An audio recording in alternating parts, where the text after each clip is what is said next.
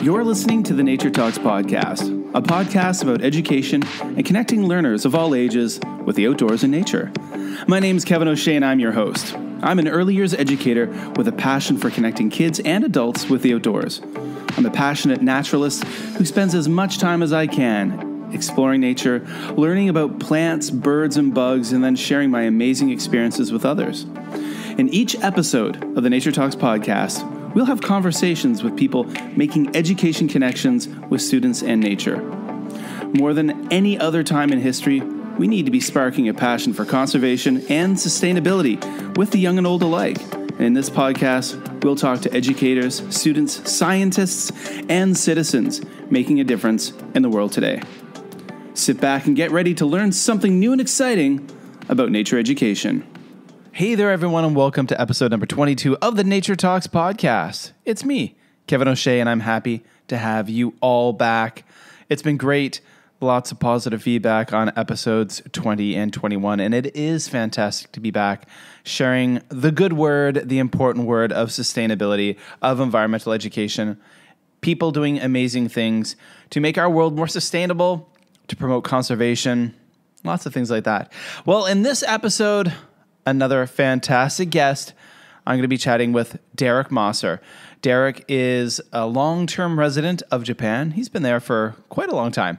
And he is currently the head of school at Ascot International School in Kobe, Japan. And he is doing some incredible things at Ascot International School, making it a much more sustainable school and teaching children to be inquirers, asking questions, and to just be sustainable young people. And we had a very great conversation.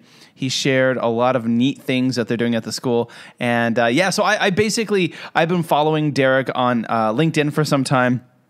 And I've really been excited seeing the cool things he's doing with students and he's encouraging his teachers to do with students at Ascot International School. And we're going to get right into that right now. So here is my fantastic conversation with Darrick Mosser, head of school at Ascot International School.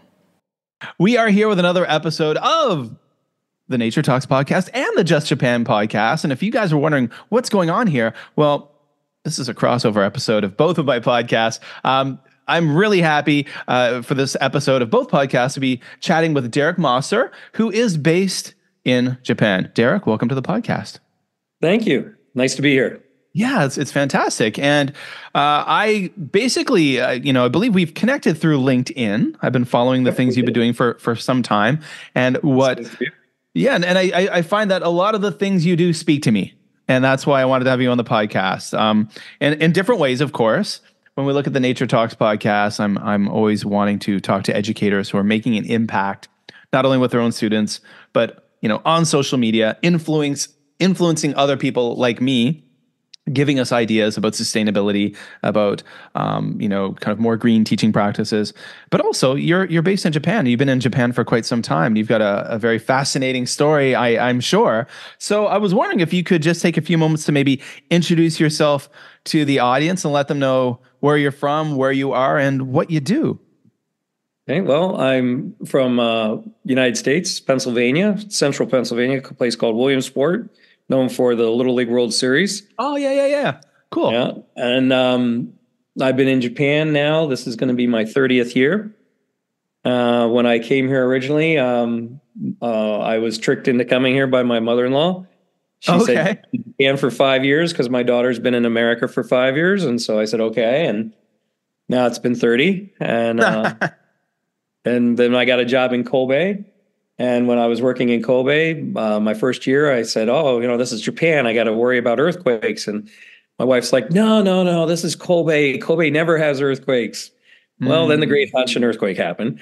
So that was 1995. I saw that where I posted something on social media about the anniversary of the Kobe earthquake or the Great Hanshin Awaji earthquake. I was based in Kobe my entire time living in Japan. And of course, I wasn't there in 1995, but it was, it's a city. I always call Kobe my second home, and my kids were born there. So I love the place to death. So you were there in 1995 when that happened, huh? Yep. Because, wow. On the 11th floor of a building on Loco Island. Okay, Roko Island. Okay, wow. So that's I mean, there's a whole other podcast right there. I need to get you on and talk to you about maybe next year leading up to the anniversary, we can chat about that. So you've been in Japan for a long time now. As an educator, you've gone through, I'm sure, a lot of different kind of phases of your career. And well, I mean, obviously you came as a teacher. Now you run a school. You do a lot of things. So I was wondering if you could tell me or tell us a little bit about the kind of your journey as an educator from where you started to where you are now. And so I'm fourth generation teacher. Okay. Oh, wow.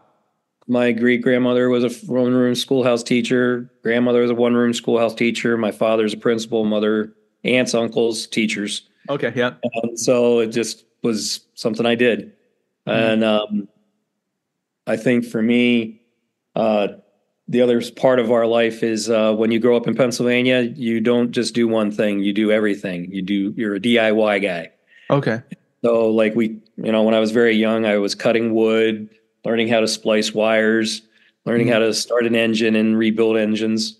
Okay. So it's been always that way with me. And that's one thing that I've brought to this school as a headmaster is having the kids allowed to do whatever they want to in the sense of learning new things.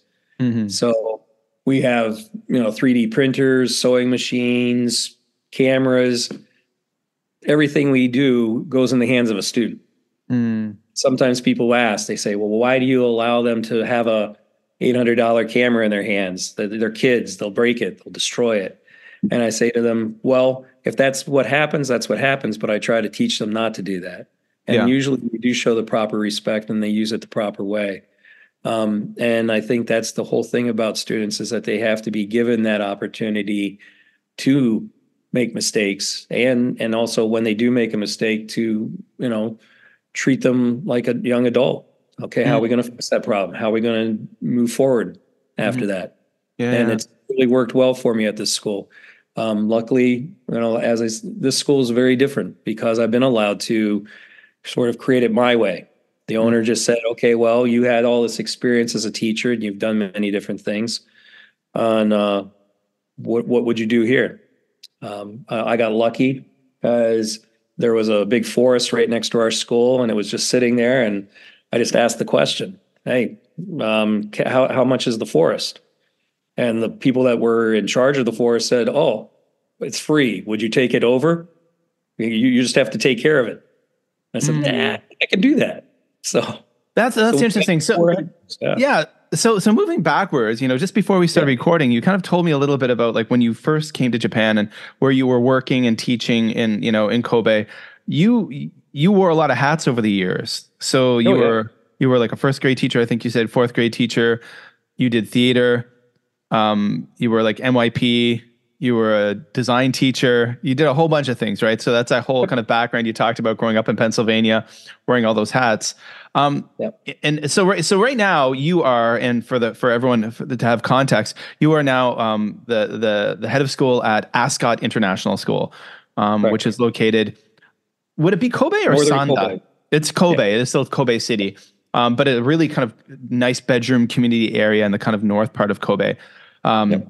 And so how did you go from, how did you transition from being like a classroom teacher in a well-established international school that had a lot of history to, that's being a bit of a risk taker, right? We always talk about in the IB world, the PYP world, I say with my learner profiles, it's a bit of a risk taker to step out of that comfort zone of being in a place like that to somewhere new. So I was wondering if you could tell us a little bit about Ascot International School, which you already have a little bit, and how you transitioned into that position.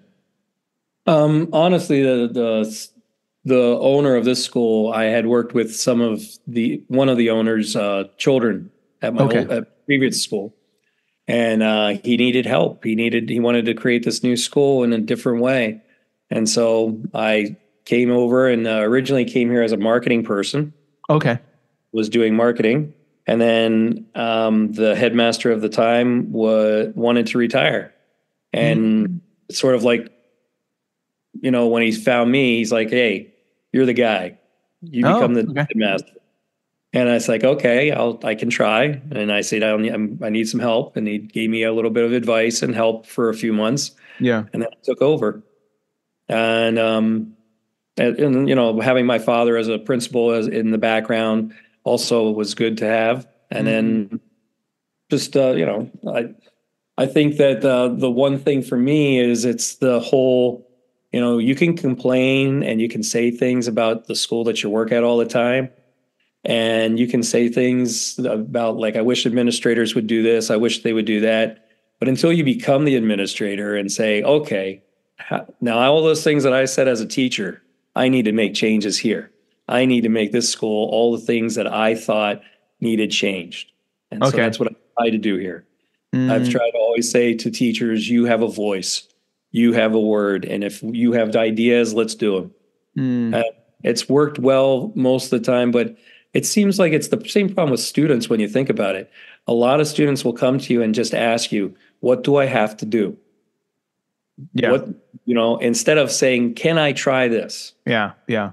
And that for me has been my biggest want to change, is wanting to have both, for everybody, parents, students, and teachers, to come and say, I want to try something.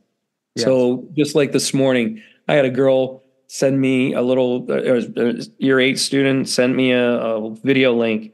It's called Care for a Day, or Care 365, and it's about this mother and her son and their journey to do something every day to care for people and the environment around them. And she said, can I do that? Can I go out and take care of the ocean? Can I go do things and take care of the place around us? And for a student to do that, and she's not a native English speaker, so it comes from her, and that's what I want. And other students, I hope that they're going to be taking that on more and more. That, I mean, here she had the guts to send an email and ask, "Can I do this? I want this." Yeah, and this is the thing that I think is most important about education today, is getting students to take the initiative and let them do it. Yeah, that's like with your program with the garden. I think that's awesome, and I want and then when you think about it, when you read your program, how the chefs and cooks took the initiative and said, "Hey, you got the food here. Let's start using that." Yeah, that was so exciting. For me, that was so exciting. Like, I had talked to our food technology teacher, and we luckily have a full-time food technology teacher. And I said to her, you know, we don't have a lot here, but what's here, you're welcome to use. And she'd always come and kindly ask me for permission. And then eventually I said to her, you don't need to ask me for permission. This is here for you. And then what made me really happy was near the end of the school year, where she told me, she's like, oh, Kevin, you know that the chefs from the cafeteria have been coming and harvesting your basil and stuff and preparing them in dishes inside. I'm like, oh, what? Like, the students, the staff are eating the food that we grew, me and the garden club grew. And she said, yeah. And I was just, I mean, that was like an early birthday present for me. That made me so excited. So it's interesting though too, like what you're talking about when the amazingness of when you have students take initiative, because I think that's often something that I've lamented about at different places I've worked, where sometimes there can be a bit of a, what's the term I'm looking for? Maybe kind of an environment or an atmosphere where students, whether they're young or older, just kind of sit and wait to be told what to do. Like, we'll clean up a beach if my teacher tells me to clean up the beach and takes me there. Or we'll do this. We'll plant trees if my teacher tells us to and organizes it, and we'll be very happy to do it. But you really want to kind of, I don't know, like we just did a big beach cleanup here. I organized a beach cleanup at the International School of Penang. We had more than 100 people come. It was amazing. And what I'm hoping later will happen is that kids will ask mom and dad later, can we go to the beach on a Saturday or a Sunday and clean stuff up? And I'm going to be probing around later and finding out, we're coming off a holiday soon, wondering is that something that happened? And if it is, then that's, and you know, we want to actually make those beach cleanups a little bit more regular, not just a one-off. We want to do it. We're going to do one next month and a couple more before the school year finishes, because I want to at least kind of, and I know there won't be 100 people the next time, but if I had 10, I'll be happy. But if I can kind of instill a bit of, I don't know, a culture within students to just kind of want to do these things on their own, I'm happy. I'm over the moon. And it takes those teachers that will do that. And it's harder and harder to find teachers that are like that. You know? Yeah. And that's the biggest issue for me is, you know, you learn by seeing. So if I'm, you know, what you did with that beach cleanup might not happen. But when one of those students becomes a teacher, they'll think back to the day that they did a beach cleanup with you and say, you know, maybe we should do a beach cleanup with my students. Yeah. Because that's what happened with me, I think, is that both my father and my mother, plus also there was this one teacher in year 6, Mr. Vanucci, who everybody looked at him like, oh, you know, he's not that big of a pusher, you know, not highly academic. That guy would ask us to do things and say, what would you like to do? He would ask us that. And for him to ask us that was like so big for us, especially we're not, you know, rich kids we're the poor kids from Pennsylvania. And he would just say things like that of what would you like to do today? How would you like to learn? And then he would let us do those things. And now the term agency gets thrown around a lot, you know, in a positive way. I know, like in you know, a primary use program school, it's used so much, and it's like I growing up, I didn't have teachers who did that. Teachers didn't do that. I mean, I grew up in the 80s, and no one was ever like, "Hey, Kevin, what do you want to do today?" It was just like, "This is what you're all doing." Yep, that was same here. I mean, it was just that one teacher that I can say that did that, and then.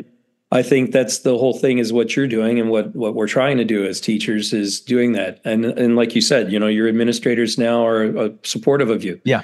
And when some administrators support something like that, only good things happen from what I've seen. Yeah. I've not seen negative come from that.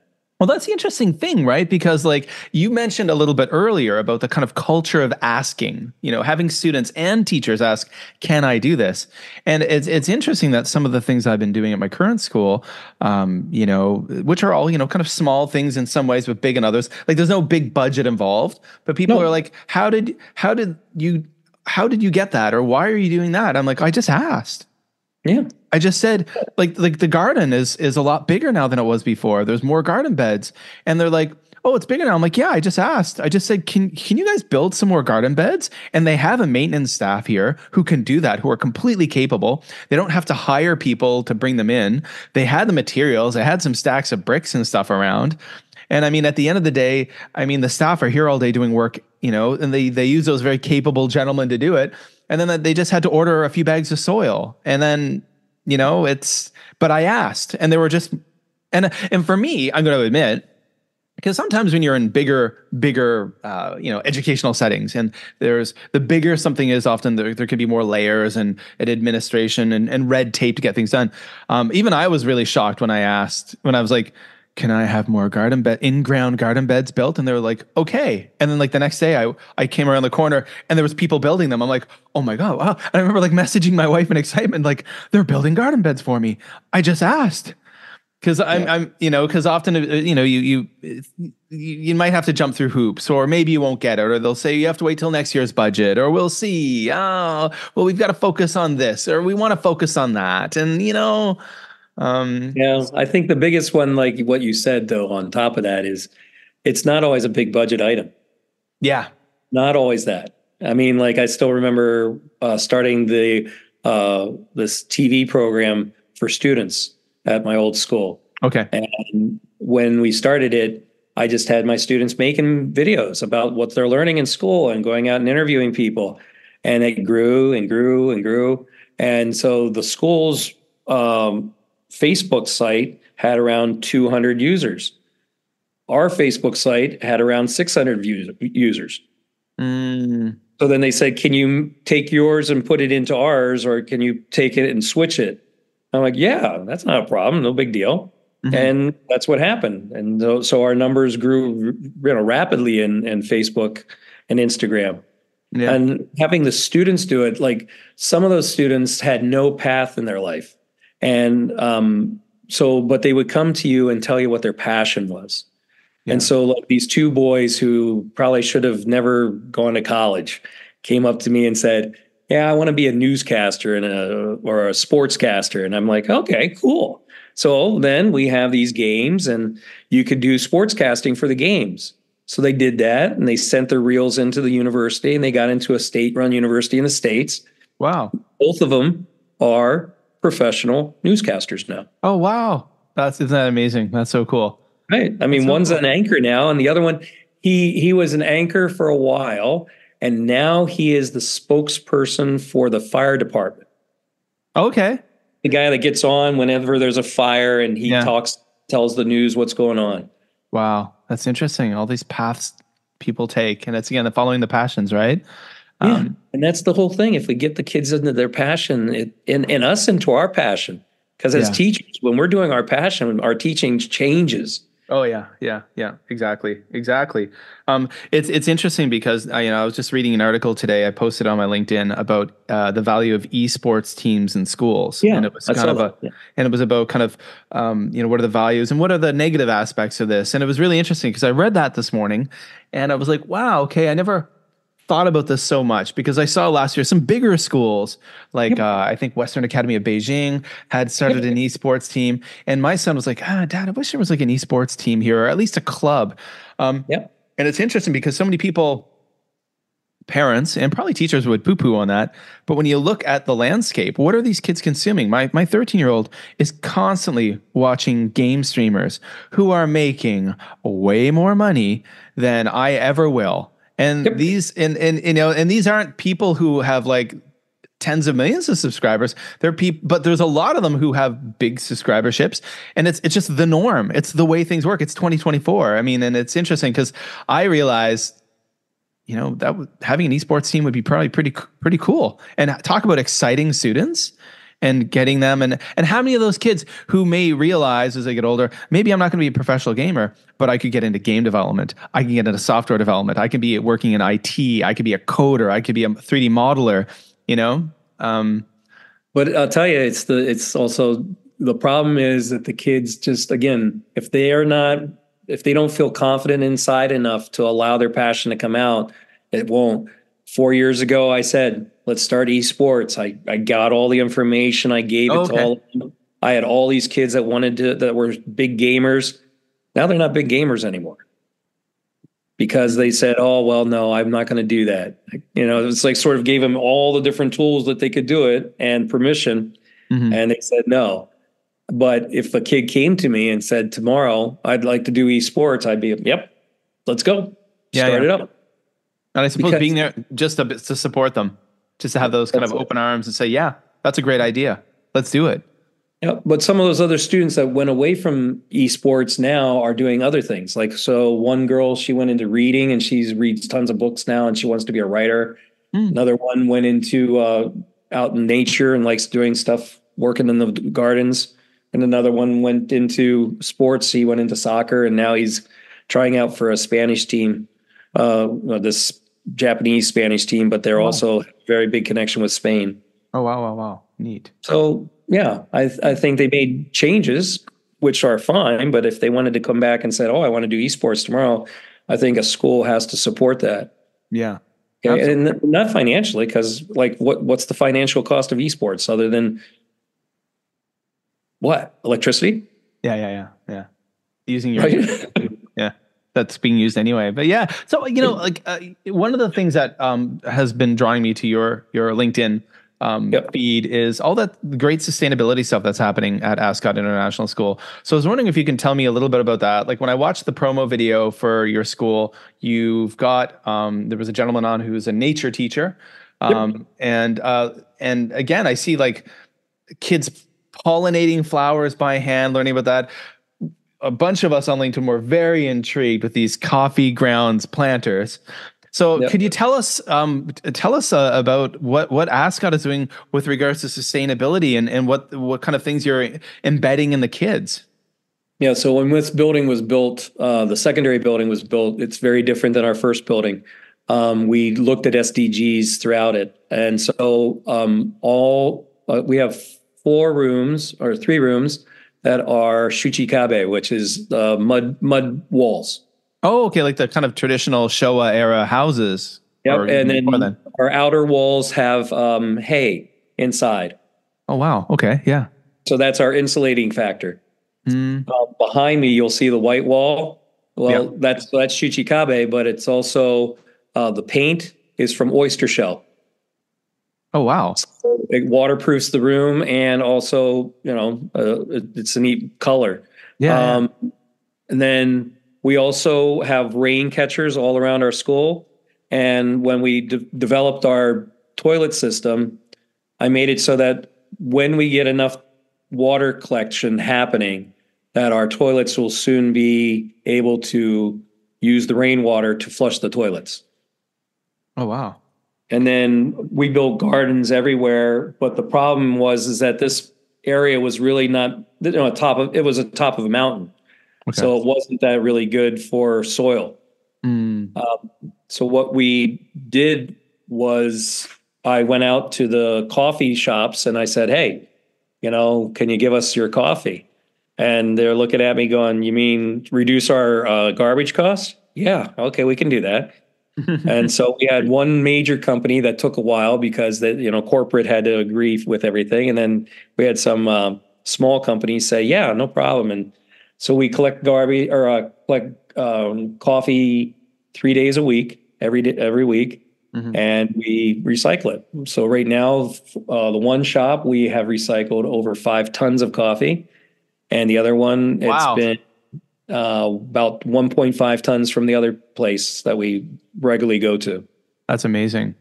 And then, so then we looked at other things to use coffee for. That we looked at the science behind coffee and how it can be used for makeup as a defoliant. Okay. Yeah.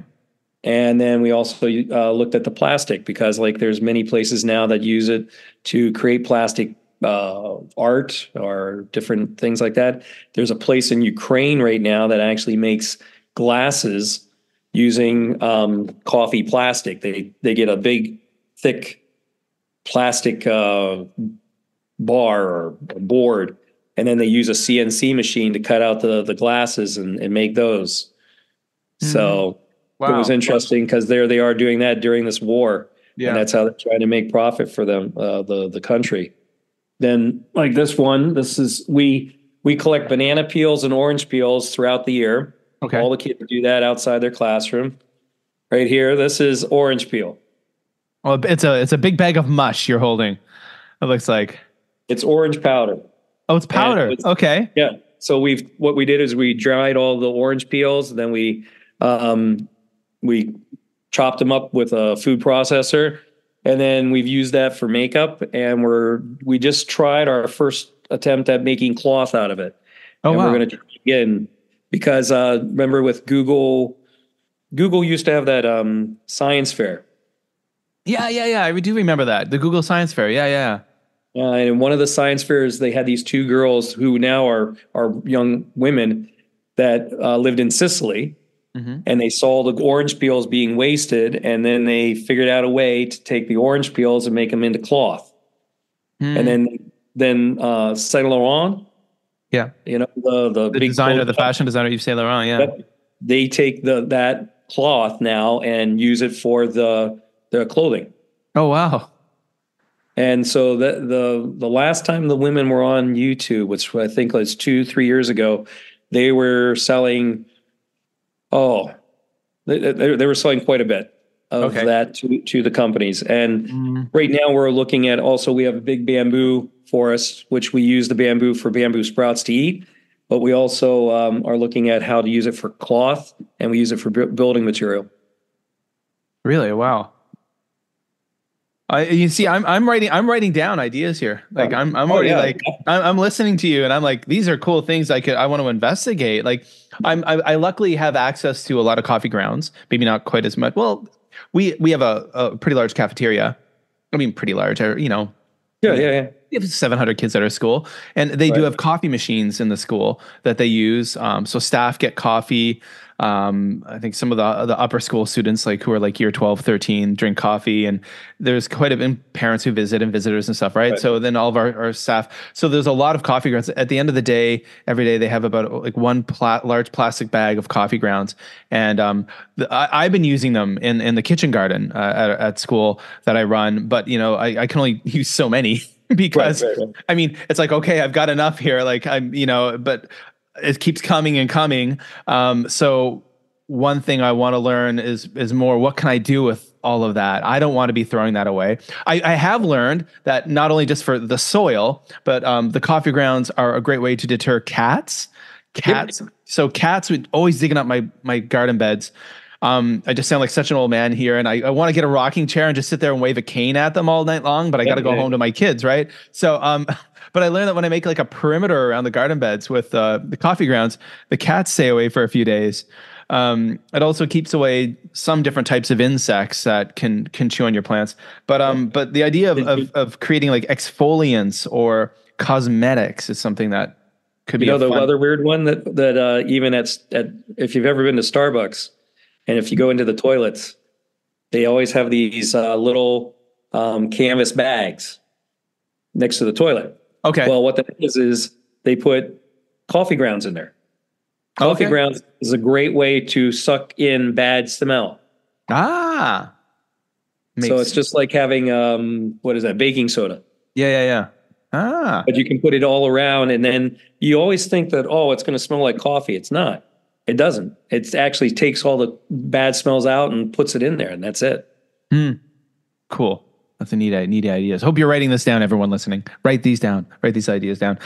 Yeah. So, and then I have to admit that thing I was fascinated with recently of seeing you guys making planters, little pots, like flower pots out of coffee grounds. How did you do that? Well, it's a process. So what you have to do first is use the stuff for agar. Okay.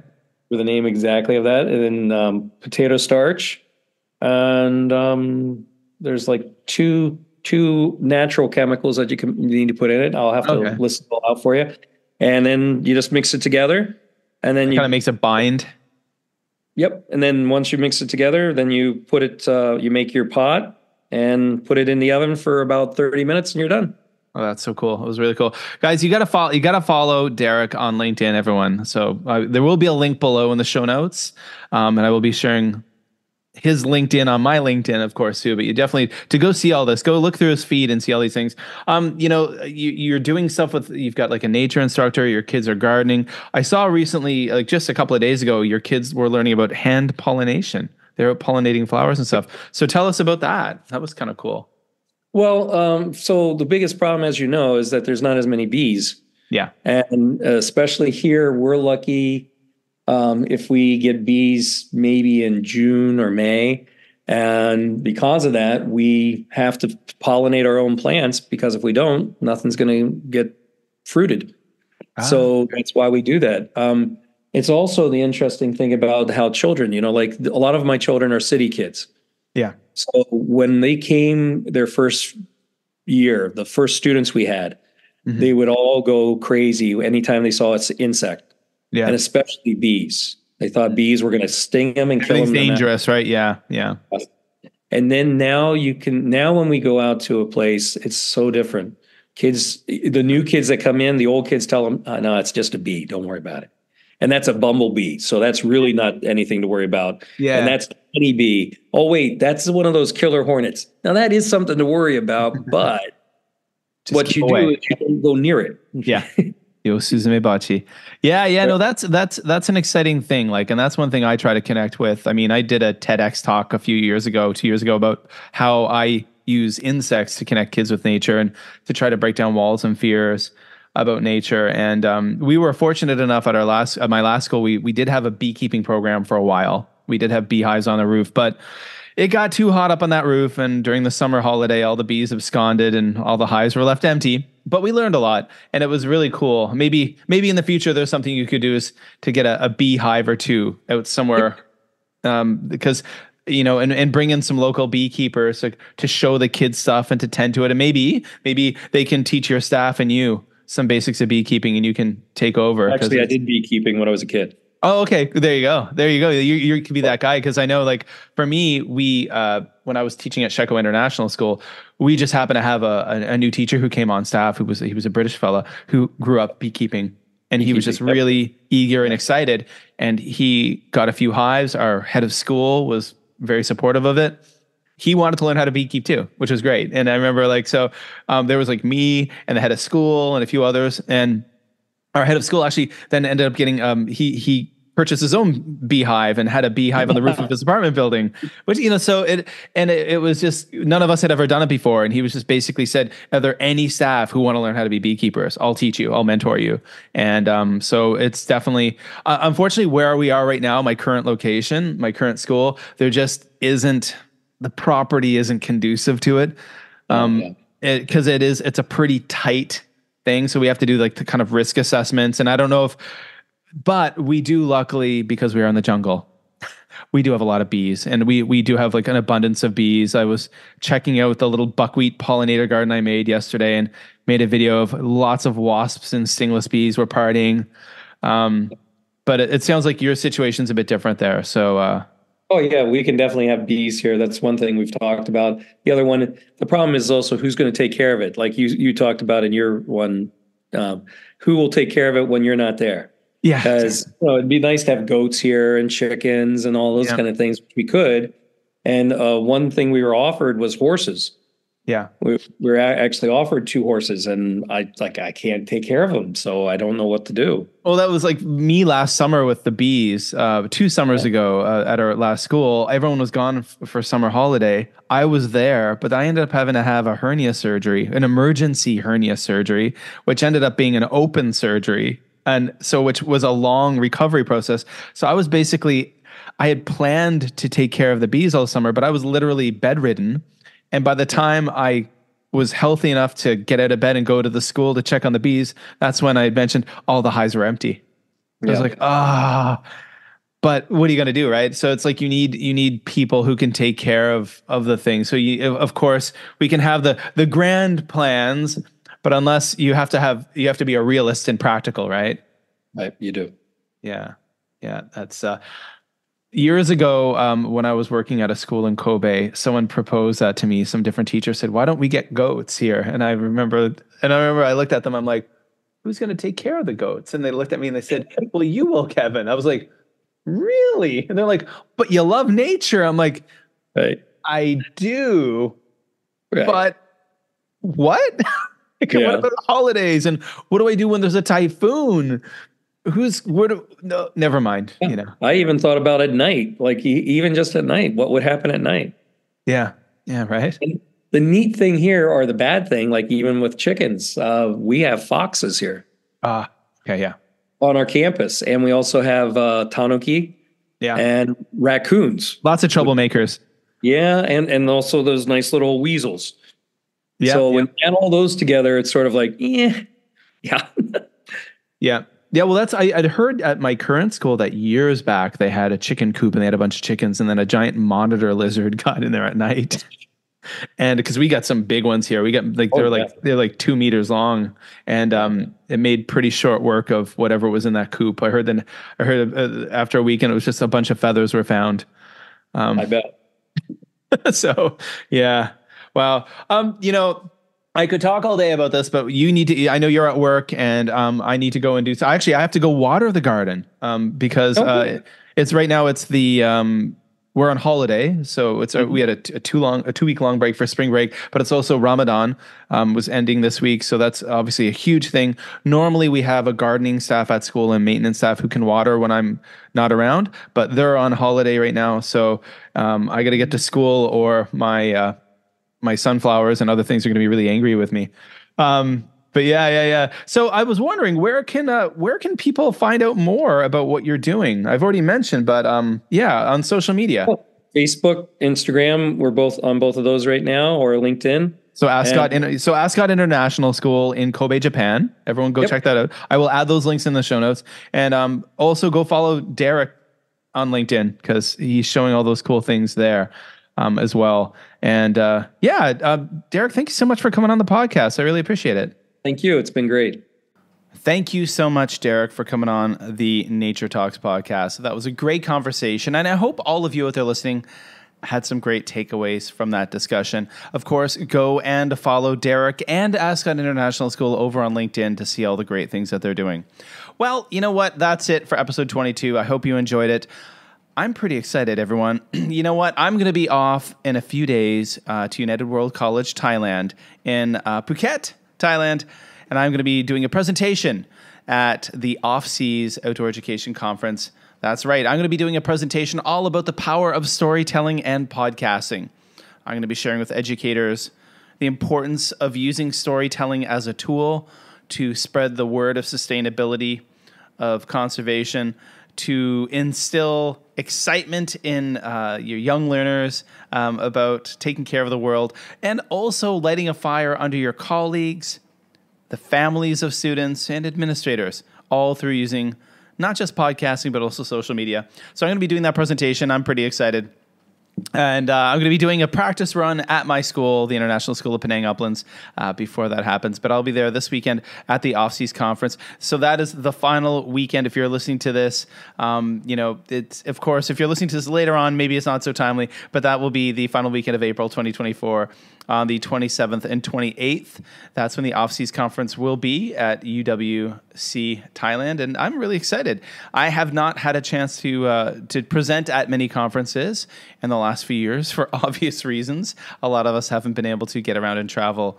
But now the world is back to normal, and I'm going to be sharing my knowledge of podcasting, all of my experience. And it was really amazing when I was putting together my slideshow. I was really amazed at how many podcasts I have produced and hosted over the years. It's quite shocking how many, and it's great to sit back and reflect upon all the successes I've had, the lessons I've learned, and it's great to share that knowledge with folks out there just like you guys.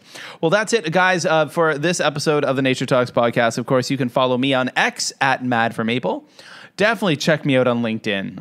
I'm pretty active on LinkedIn if you want to see all the cool things I'm doing with teaching, with education, with podcasting, with social media. Go check that out. The link's below. I'm also one of the social media coordinators for the International School of Penang Uplands. So I'll put those links too. If you follow Upland School on social media, a lot of the posts, a lot of the content that is generated there comes from yours truly.